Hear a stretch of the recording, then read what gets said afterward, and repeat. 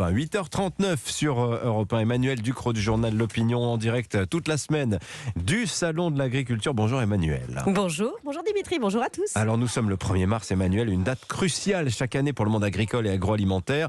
On en parlait à l'instant, pour la grande distribution mais aussi pour nous les consommateurs. Eh bien, depuis minuit, la grande distribution et ses fournisseurs sont supposés avoir bouclé leurs négociations tarifaires annuelles pour 2023.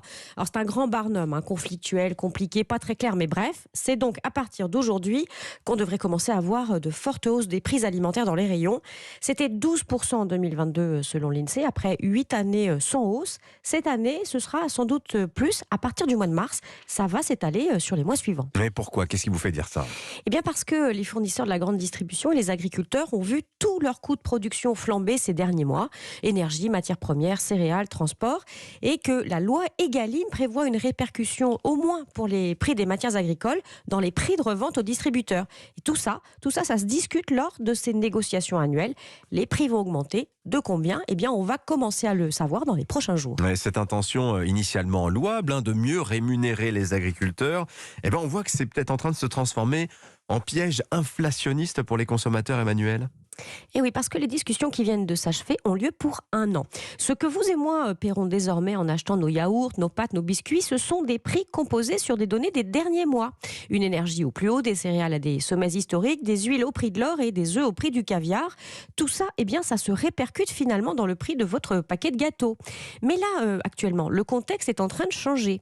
Les cours du gaz se détendent un petit peu, les cours des céréales fléchissent aussi, et ça va faire baisser les coûts de production agricole. Mais comme les négociations commerciales ont lieu pour 1 an, le consommateur ne bénéficiera pas d'une baisse, ou alors avec un très grand retard, ou alors pas du tout. Parce que les spécialistes du secteur le disent, le système permet rarement de faire marche arrière sur les prix. Il crée des seuils en dessous desquels les prix ne repassent que très difficilement. C'est ça la trappe à l'inflation. Le paquet de gâteaux va rester cher et sans doute durablement. Est-ce que la mécanique des prix alimentaires ne manquerait pas un peu de souplesse quand même, Emmanuel ? Alors c'est là qu'on doit vraiment s'interroger sur ce dispositif des négociations commerciales annuelles imposées par la loi. Ça n'existe qu'en France. Partout ailleurs, les distributeurs et leurs fournisseurs se parlent tout le temps et ils s'adaptent comme des grands. Alors en France, on a posé un cadre légal. Pourquoi pas, le rapport de force n'est pas toujours équilibré entre les petites entreprises et la grande distribution, on est bien d'accord. Mais là, ça n'est plus un cadre, c'est toute la collection des cadres du musée du Louvre. Une passion française pour l'encadrement dans toute sa splendeur et dans toutes ses dorures. Jugez-en plutôt. Depuis 1996 et la loi Galland, les relations commerciales de la grande distribution ont été réencadrées au moins 8 fois. Ah oui. Loi Dutreil, loi Châtel, loi sur la modernisation de l'économie, loi Hamon, loi Macron, loi Egalim 1 et 2, loi Descrozaille en préparation. On a concocté des lois pour corriger les biais des précédentes révisions des lois en induisant des nouveaux biais.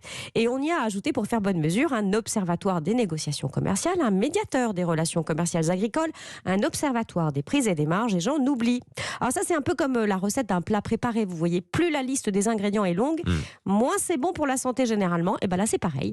La recette est tellement lourde que c'est notre santé économique qui finit par en souffrir. Signature Emmanuel Ducrot. Merci beaucoup, Emmanuel.